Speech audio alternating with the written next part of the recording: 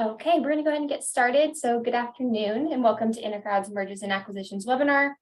We're excited that you're able to join us today. If you're not familiar with InterCrowd, we're a full-service boutique Workday partner trusted by customers to deploy and support Workday. Our team holds over 1,000 Workday certifications and has an average of 4 years of Workday experience. We offer HCM, financials, AMS, adaptive planning, integrations, change management, and client-side support. If you have any questions throughout the presentation, please submit those via the Q&A feature, and we'll take time to answer them at the end. With that, I'll pass it over to Amy to get us started.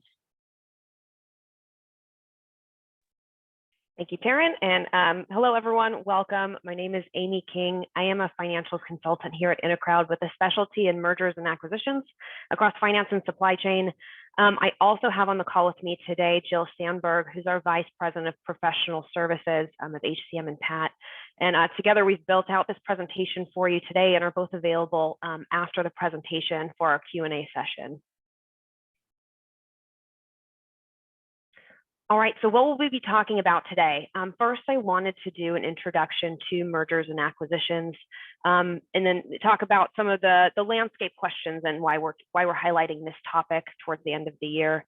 And then I wanted to go through 3 key phases of a merger and acquisition. Wanted to go through due diligence, our day 1 readiness, and our first 100 days after the merger or acquisition. And then lastly, I wanted to talk about resources across, M&A resources across the Workday ecosystem that are available for you today. And then after the call, we'll be sending out links to those resources. So first and foremost, what are mergers and acquisitions? Mergers and acquisitions, or M&A, is the process of pricing, buying, and integrating companies. The end result is one company that operates better than two companies separately. And I also want to mention that this presentation is relevant to similar activities, such as divestitures and carve-outs, although we won't be discussing these specifically. Right, so why are we discussing M&A today? First and foremost, our clients have an increasing number of M&A questions since COVID. Our clients are more regularly buying these small, medium-sized enterprises that don't require major Workday overhauls, but they do need considerable time and planning to integrate. And we recognize that a lot of our clients don't have formal corporate development or company integration teams to lead these M&A activities. And the planning and the execution usually falls on the operational teams with limited budget time and knowledge of previous M&A or M&A within Workday. And then in Workday, M&A, it's really similar to adding in existing entities, such as its international offices into Workday. For that reason, we wanted to do this presentation to help draw some parallels, as many of our clients are looking at integrating in more and more international entities as time goes on. And then across all industries, M&A is increasing. It was up 55% last year from the prior year, and executives expect deal volumes to increase or remain the same in the coming years. Why is this deal volume up? It's because of volatility in the market, volatility in different regulations and the supply chain in the last couple of years have forced more and more M&A. And companies are finding themselves in unanticipated M&A activity and may not have the staff to fully support that. And that's really one of the main reasons we're seeing more of our clients come to us with M&A questions. All right, so where does Workday fit into M&A? We have 2 areas that we want to talk about today and how Workday fits in. The first is just keeping a strong company foundation. Companies must sustain their operations within Workday, including incorporating in those new entities and employees in a really timely and accurate manner. This includes considerations for data, business processes, reporting, etc. We just want to make sure that Workday continues to operate as is, even when companies are integrating into it. But second, we want Workday to be that tool for your overall company growth. The purpose of that M&A is to be a much more competitive and better company, and we think that Workday is one of those tools that's going to help you get there. So you can be strategic with Workday through your M&A. You can quickly and accurately report on operational and financial health, as well as leverage Workday features to be more competitive.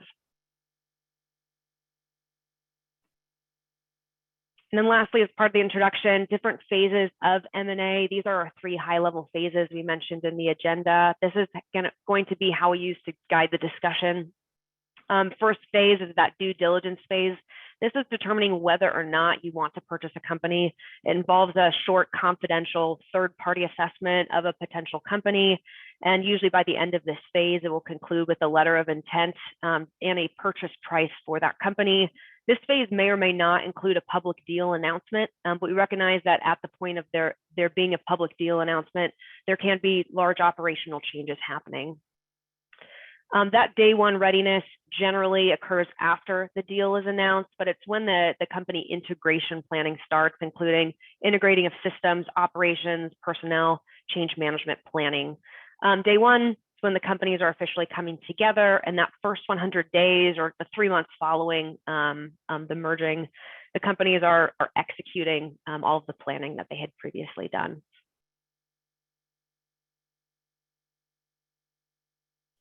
All right, so the first phase we're going to be looking into is due diligence.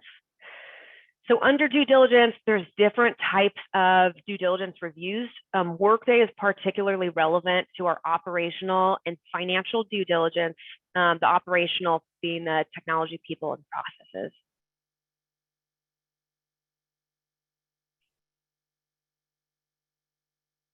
Just some overview of phase activities throughout due diligence. Those teams are quantifying those growth opportunities. They're looking at synergies. Synergies are essentially those end goals of purchasing a company. What's going to be that end value that we have should we go ahead and purchase another company? Each one of those value adds is identified as a synergy. Lastly, we want to quantify EBITDA, cash savings. We want to identify potential risks or opportunities. And these phases end with a letter of intent, an estimated purchase price, and a very high-level integration roadmap. The day one readiness is going to provide a much more detailed one, but we do want to have a high level, what are we expecting for the long term at this phase? Big risks and challenges of due diligence. The M&A is not public, and the number of internal employees involved should be kept to an absolute minimum. Sometimes these are very, very private conversations, especially if there are large public stakeholders involved. And then lastly, that due diligence time period is fixed, much more fixed than the planning or the integration phase, meaning that things have to be turned around very quickly. So the first question of tying it back to Workday, in this phase, how do we sustain operations? We haven't necessarily changed anything within Workday, but we need to start planning for the future for Workday. We want to prepare a very high level master data management and a system rationalization plan. Like which IT systems are we going to use? How soon does the integration need to occur? And then how much harmonization is there between the companies? And on a future slide, I'm going to talk about what that harmonization means. In the sustaining of operations, we want to go ahead and budget for the system merging costs or additional users coming into the system. We need to understand if there's going to be an on-site deal announcement, or if employees are going to be affected, because if employees are affected, there may need to be additional setup in Workday that's required before you even get to day one. And then lastly, once an intention is finalized, you need to contact Workday via a customer care case. We have this link at the end. Workday is going to help you with some of the more technical aspects of getting your system merged together. And then lastly, in this phase, how do you be more strategic using Workday? If you're on the buy side, meaning you are looking at buying a company, if the company you're interested in purchasing has Workday, there's Workday standard reports that you can ask them for. And if they don't have Workday, you can use the Workday standard reports as a template for the types of information that you would like to be requesting from that company. Do you really want to get visibility into that other company's operational and financial health to go into aspects like those synergies? If you're on the sell side, meaning someone's interested in buying you and you're currently on Workday, we really want to focus on keeping the number of involved parties to getting data requests to the minimum. So using somebody like a Workday admin or equivalent who can go into Workday and pull all of that data can be very, very helpful versus involving many more senior level people to start doing data requests. And then when looking at synergies, think about existing or unused features. These may even be features that are on your roadmap that haven't been implemented yet, as part of a reason to make yourself more competitive throughout this merger and acquisition. Right, we do have a few FAQs. One common question that we get back is for Workday integration planning. What questions do we need to be asking during this due diligence? There is an infinite number of questions that you can be asking the potential sell side or asking internally, but for operations, we really want to focus on what's going to be the biggest difference in terms of your Workday planning. And this is the harmonization aspect. The harmonization really determines how fast or how slow the companies can integrate due to their differences. Below are the most important harmonization questions that we face throughout our Workday mergers. These top questions, the soup org structures, how are they going to map back to existing ones? The other company's cost centers, locations, and positions, how are those going to map back into existing ones in Workday? Are there any new unions that need to be taken into consideration? Are there any differences in pay cycles or benefit plans? Will the suppliers and or customers combine, or are they going to remain separate? And then are there any custom organizations within Workday that need to be considered? These are a small list of questions, but asking these questions really helps prepare not only for making sure that Workday is ready, but starts to address larger operational questions as well. At the very end of this presentation, Workday has an acquisition design guide that has a more comprehensive list. But once again, these are what we feel are some of the most important ones.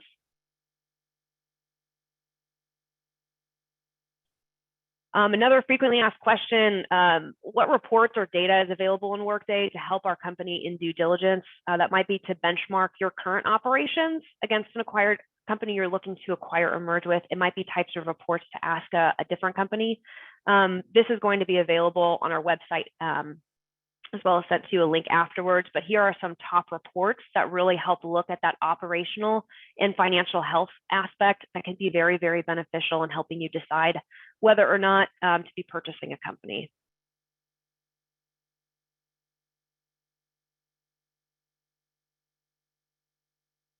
All right, and then next I wanted to go into our day one readiness. So day one readiness, what's our key phase activities? If not already done, the deal is going to be announced publicly. We want to really start preparing that cutover plan, preparing the master data management plan, and preparing our IT systems rationalization. Which ones are we keeping? Which ones will be phased out? Phase risks and challenges, the timing of the announcements are very critical. There's certainly some unknowns in regulatory and tax environments of the acquired entity. Very rarely do we see every single unknown addressed all the way at due diligence. It's usually this process of building out the integration plans that we start to identify some more local requirements that have to be taken into consideration. And then there's many people involved within the integration or at capacity. Most of the people have regular operational or other jobs, and to be lending time to also be training new entities and building plans is sometimes above and beyond their current workload. All right, so how do you sustain operations within Workday? Want to plan and prioritize high-level system integrations. First and foremost, a big bang rollout for Workday is not very common. InterCrowd usually sees like a two-phased approach. HCM and PAT, we commonly see prioritized over finance, and Workday timelines for the integration is usually between 3 to 6 months. Please keep in mind that this does vary based on company. Smaller integrations could be done in less time. Larger integrations could take up to a year or so, depending on the companies and really that degree of harmonization. To determine what needs to be configured, we encourage you to leverage previous design workbooks. Those design workbooks are what had been used at the initial deployment to really identify what needs to be set up within Workday. It gives you a map as to what's actually been developed out in Workday. If your design workbooks are since been retired or may be significantly outdated, InterCrowd can provide new copies of these, but this will at least give you a list of questions to start to run through. We do need to start to budget for at least one implementation tenant, plan around release windows if you are planning on using your preview tenant. Make sure you identify affected integrations, reach out to vendors early and often to confirm the timeline. Sometimes we see delays to the project because the vendors can't meet the timeline, not because the company can't meet the timeline. And then lastly, plan for subject matter expert PTO and major holidays when considering the integration. And then how to be strategic and grow using Workday as a tool. Company integration plans can be really complex. And for small and medium acquisitions, companies may not need to build a full company integration plan from scratch. You can really leverage that Workday implementation plan and use those steps and those questions that you ask about how Workday would need to be set up as a process of discovering what needs to be set up for the other company's operations. Testing in Workday can also facilitate change management, develop a detailed integration plan. You can build cross-team relationships and continue on-site visits as that other company starts to test and get up to speed with Workday. And then lastly, that go live date for Workday can be a key company integration date. It's important from a cultural and change management perspective to really have that date that things switch over and people start to think about the two companies differently. How to be strategic and grow. You can improve operations by implementing features on your Workday roadmap at the same time as you're doing the company integration, or throughout this company integration, start to think about or identify new features that are going to be supporting synergies or just supporting company operations overall. This evaluation of what needs to be set up in Workday is a great time to also evaluate how do we just grow overall within Workday. And then FAQs, we commonly get the question, how much of the Workday integration can we as the company do on our own? Our answer is you can always do your own integration. There are specific situations where outside expertise is beneficial. And I've laid out 3 examples that we see across our clients when they've purchased new companies. The first type of company, we'll call them Company A. It's the size of an acquisition. It's smaller, under 100 employees. They did the integration completely on their own. This type of company regularly purchases and has a kind of a documented playbook and lessons learned about different companies that they've already purchased. The companies that they're purchasing are highly harmonized and they've just planned to integrate onto the existing company structure. The Workday admin at Company A plans to lead the integration with about 20 hours a week for 2 months. And they use the previous design workbooks and their own tenant knowledge to make the updates within Workday. And then for training, the new acquired company, the Workday admin, just plan to have each department train the equivalent new department at the other company. And this type of company can do this acquisition on their own. Company B, they acquired maybe a small, medium-sized company under 200 employees. They did have some outside expertise, but it was really as an on-needed or to a marginal level. They purchased small, medium-sized company. The Workday admins and operational teams were already pretty well versed with Workday and with mergers or acquisitions overall. And then Company B needed some direction on how to manage those key cutover dates, especially ones that involve employees. Or benefits or payroll involving employees. They need some help with the reorganizations and data conversion. Company B planned to have on-call support over the course of 4 months just to help with some of these questions.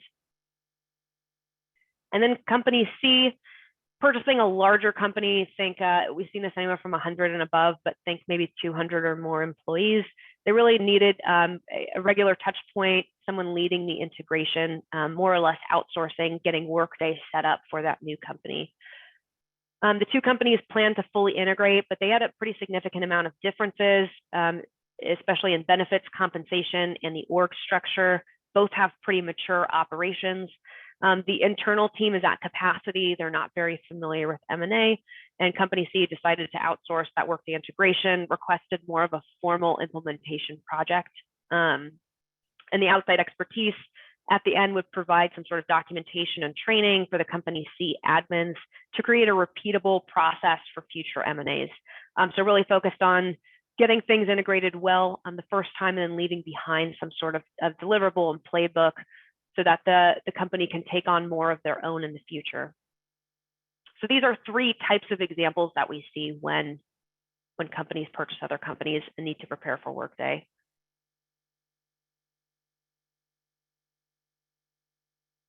All right, so we've passed day one. Day one is the companies are officially coming together. The plans are underway. And in these first 100 days, we're integrating IT systems. We're implementing in any of those quick wins.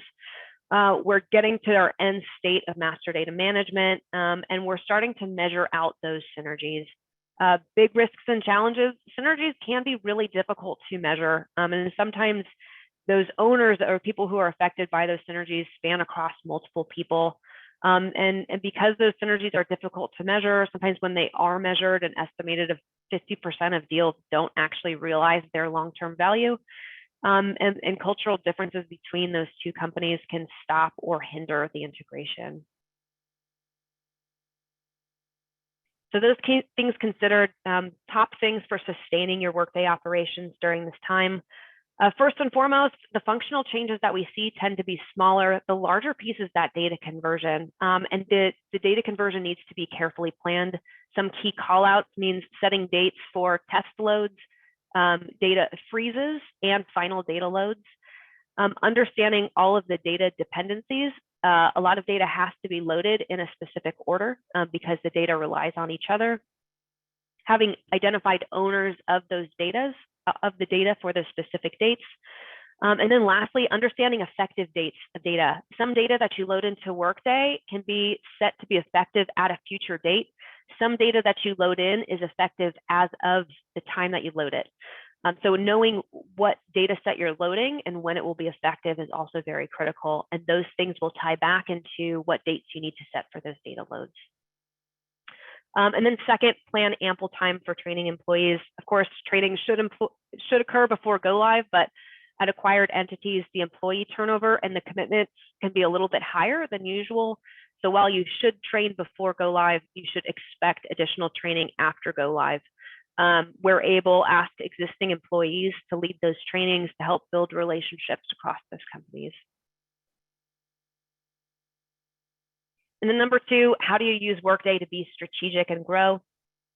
Number one, use Workday implementation as use Workday implementation and training as a tool for the cultural integration.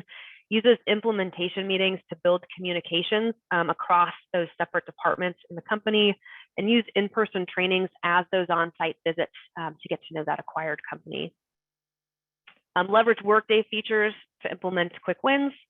And then lastly, measure synergies in Workday. Many synergies are measured on financial statements, but more accurate measurements and more importantly, like who's responsible for it, what we need to do next can be found on operational reports, which there's many of in Workday. Data can be easily transferred to a scorecard, an executive report, or supporting details on quarterly reports to show shareholders that we are in fact realizing our synergy or be able to make the changes necessary to recognize those synergies.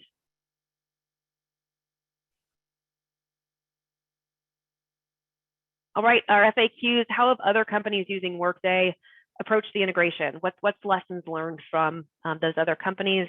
Wanted to do a case study of a company acquiring a small and medium-sized enterprise. This is a little bit more similar to our company B from earlier.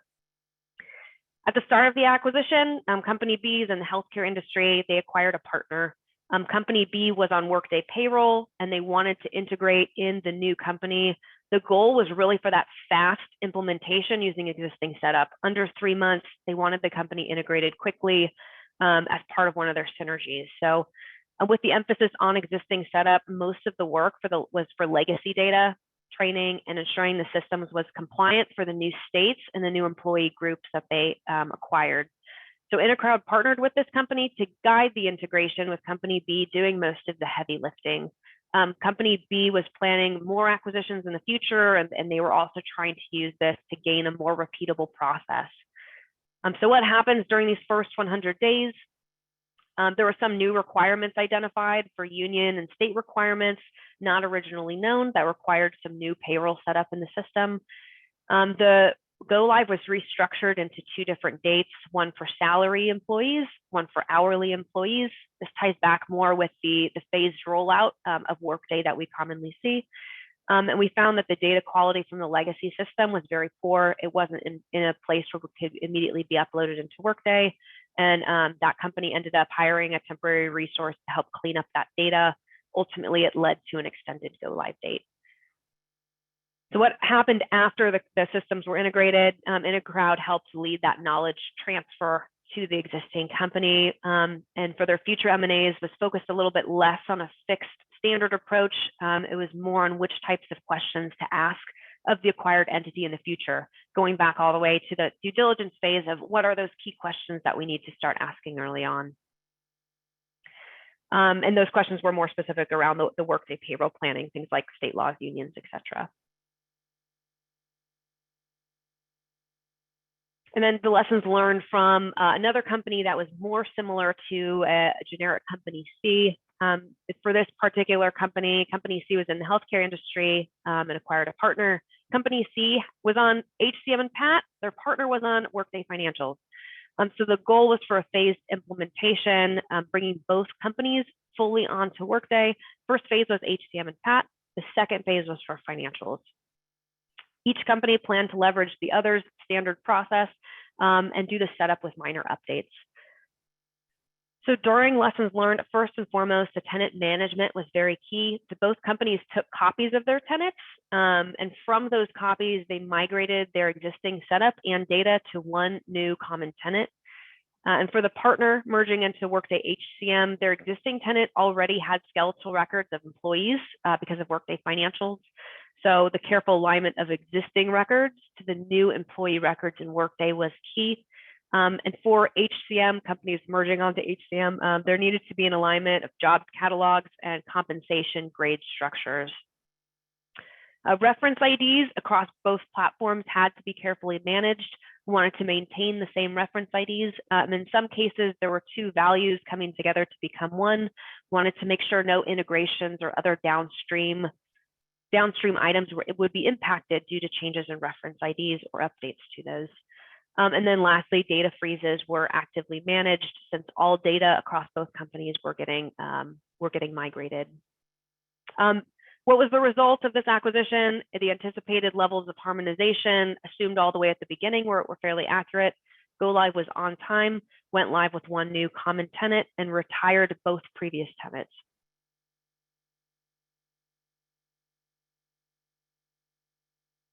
All right, and then for the last portion of this presentation, I wanted to talk about existing resources that are available to you as you go through your M&A planning. First is there's a mergers and acquisitions special interest group on Workday Community. It's around 1,500 members.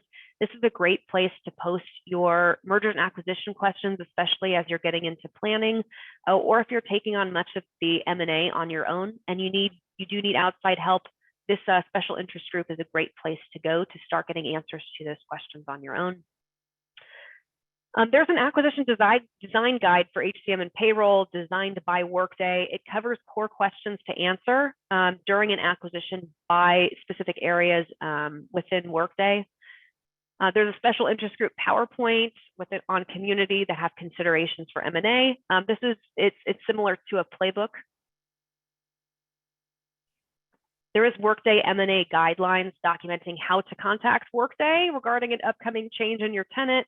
Things that Workday is going to help you with is that tenant naming, any additional seats, email domains, updates to your contracts, etc. And that was mentioned towards the beginning of the due diligence, where once you know that you're going to purchase a company, submit that customer care case, and Workday is going to help you with these different items. And then lastly, the advisory board company put together a presentation regarding their tips based on their M&A. And then lastly, InterCrowd also has some services for M&A. We help with data extraction and data conversion for due diligence. We help with master data management planning, system rationalization planning. We can help with more customized acquisition questionnaires and checklists. And then as far as the implementation goes, we can help with things like those standard design session activities where you get to know the other company's operations and identify what needs to be set up in Workday based on those existing operations. We can help with that integration planning, functional changes, data conversion, training via our standard crash courses. We can help with monthly synergy reporting after that acquisition has been implemented so that you can go through each month and see if you are in fact realizing your value. This is assuming that those synergies can be reported on in Workday. And then lastly, we have standard playbooks. We can also make custom playbook development or do interim support as needed for those M&A. And if you do have additional, there is going to be a link at the end if you do have additional questions to reach out to us. But we did want to open up the next part of this discussion for questions from our audience. Yes, thanks, Amy. I think you did a great job of answering a lot of questions throughout the presentation, but if you do have any further questions, feel free to put those in the Q&A. I see one so far. So for companies that want the acquired entity to adopt all existing processes, how successful are they? Yeah, so I'll go ahead and answer that question. We do see them, it's fairly successful where a company acquires a different company. The intention is that that company uses all of the existing processes and setup of the current company.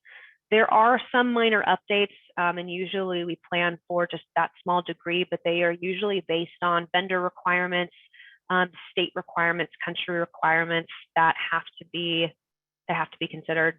The other consideration would be cultural differences. That's where we might see more discussion around a difference in process, but depending on how dedicated the two companies are to making one single process, they can overcome that. Okay. What are master data management services? Jill, do you want to go ahead and take this question? Sure, I'm happy to. So just to sound check that you can hear me okay? Yep, we can hear you. Great, thanks.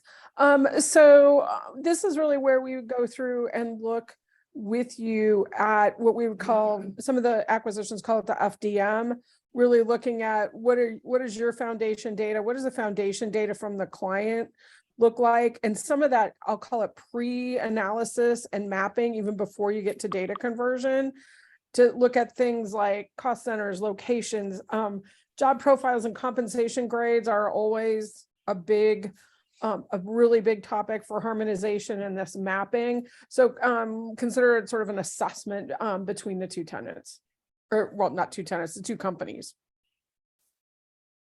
Okay. And then we have a question, where can we find the Workday acquisition design guide? Yes, so after the presentation, we'll be sending out links, the clickable links that was on the previous slide for all of those. Perfect. We have already acquired a company and they are still using their existing systems, JDE. Does this make integration to Workday more difficult, or is it the same general process? Amy, I can take that. Okay. I'll speak from an HCM side and I'll ask Amy to speak from the financial side. It's the same general process. An additional consideration you may have if you wait a while after you've acquired them is what kind of historical data do you want from the JDE tenant? Or from JDE, I keep saying tenant, from JD Edwards. So with most acquisitions, when people convert quickly, they don't want to bring any historical data over from the prior client because they really weren't responsible for that entity prior to the acquisition date. If you have continued to operate them on another platform after you took ownership of that FEIN, for lack of a better way to say it, that becomes more of a concern and could add a little bit of length of time if you want that history from that system, but that would be it's certainly doable and manageable, but that's a primary consideration. Yeah, and similar to Jill, it is okay if they're working on two systems. This process isn't too much different if they've been on their existing system for a while. But I think the conversion from the difference between the first year and latter years is always one open question that we have with a merger and acquisition. Everything eventually boils down to those financial statements. So making sure the data is accurate when it's coming over for the financial statements in that first year can be different because you're acquiring the entity and there can be large changes to things like assets. In the second year, it becomes a lot more black and white of what to bring over. Okay, great. With recent turnover on our finance and accounting team, our new team members are not sure on how our instance is configured. How can we start to learn about our current setup for Workday financials? Yeah, so Jill, I'll go ahead and take this question. Our recommended approach, and tying back to some smaller comments we said earlier, is to go back to those original design documents that you had during your first Workday implementation. It at least gives you the format of what could be configured in your Workday instance and a very comprehensive picture of that. We recognize that some people's implementations have been many, many years ago. And for that reason, if you do want to reach out to InterCrowd, we can provide you with a fresh set of workbooks. And once again, it at least provides you with a roadmap of everything that could be configured so that you as a company can go through and say, oh, only these X number of things apply to us. And then further from that, it gives you a great checklist you can go through and say, okay, we have this configured, but this will not be relevant to the new company. We don't need to consider it. We want to make sure ultimately at the end of the day, nothing is forgotten or there's no surprises towards the end. Okay. There was a mention of internal employees under the phase 1 due diligence. Is this something InterCrowd has any say, or is that a business decision? Also, how does this impact the M&A? Taryn, can you go ahead and read the question one more time? Yeah, I can. So there was a mention of internal employees under phase 1 due diligence. Is this something InterCrowd has any say in, or is that a business decision? Also, how does this impact the M&A? So for the discussion of internal employees, there's two parts for the due diligence that might be relevant to those internal employees. The first part is making sure that those internal employees are not announced. They don't know of the acquisition until the point that they do need to know of the acquisition. And that first part is where we recommend InterCrowd ourselves. We don't necessarily have a say in this. We can provide guidance, but it is ultimately the company's decision. But we as InterCrowd look to minimize the number of people involved in collecting data or even looking at current operations of the existing company on both sides of the M&A until absolutely necessary, or being very strategic about which internal employees are involved. But InterCrowd's doesn't have an influence on that. It would be the company. And the second portion of that is whether or not internal employees would be affected at the time that a deal is announced. And that is something, once again, we can provide guidance as to the timing of the announcements, making sure that you have what you need in case there are employees that are affected. But we're more here from a guidance standpoint, making sure that you can operate your business. Sure. And one additional comment there, occasionally, we're always under an NDA with companies who are our clients. Occasionally we will be asked if a company is smaller, if there is an acquisition going on, to sign a special NDA with relationship to the transaction, to help the deal team, gather data if perhaps the skill set isn't resident in-house as far as just providing data, not interpreting it or making any decisions on that. So we have occasionally done that for our clients as well if they needed assistance pulling data to support a transaction. Okay.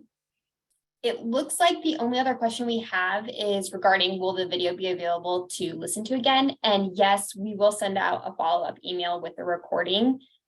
So you'll be able to watch it again. If anyone has any last questions, you can throw them in the Q&A. We have a couple more minutes. But I don't see anything else coming through. So we'll go ahead and wrap it up. If you have any more questions, you can email solutions@intercrowd.com or reach out to your ACC and we'd be happy to help you. Thank you, Amy and Jill, for being on today's webinar. And thanks everyone who attended. We hope you have a great day.